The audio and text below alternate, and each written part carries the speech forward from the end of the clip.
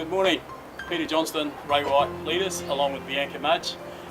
Today we just thought we'd have a conversation regarding first home buyers. When, you know, what are some of the key ingredients maybe to getting into the home market? So, you know, the big question is there a good or a bad time to get into the market? The time to get into the market is when you're in a position to put an offer in on a house. So there's a few things that I think that will probably help. The first thing is to work with a couple of agents, and it doesn't matter from which company, but they're going to give you some reliable information, the latest stats, so you're able to make informed decisions when it comes to buying or not buying a particular house. The second thing, and probably the most important, is make sure that you've got your finance sorted out, having pre-approval loans and remembering that they are for a limited period of time. And thirdly, stay within your budget. We all get carried away.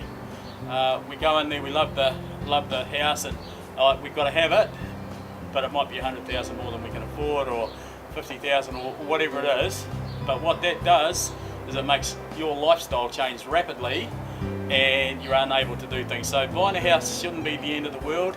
It should be an extension of creating something that's going to be making more value for you, but not ultimately affecting your lifestyle.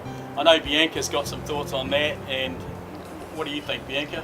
My biggest tip would be, before you even start looking at homes, is to create a list of must and have nots. Stick to that list and don't compromise, because if you want to move to an area where you find a better school or a better mall,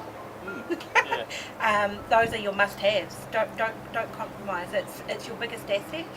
Houses are a lot of money. The other thing too, and Bianca's bringing up some really good points. The other thing is, when it comes to taking advice from people, take it from the professionals. I know first home buyers, mum and dad, I was no different with my children. We've got an opinion, we want to make sure that we're looking after them, but sometimes it can be to the detriment of them not going on and purchasing the property that's ideal for them. So if you're going to take advice from people, make sure it's sound, solid advice. Certainly talk to your solicitor, make sure that you're happy with it and he's happy, particularly around the sale and purchase agreement.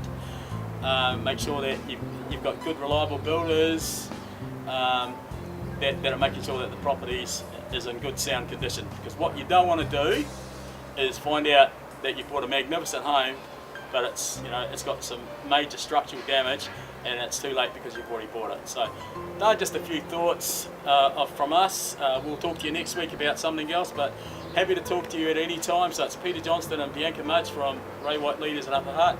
We have our website, PSG Real Estate, so there's some tips on there as well. So if we can help you, please don't hesitate to give us a call. Bye now.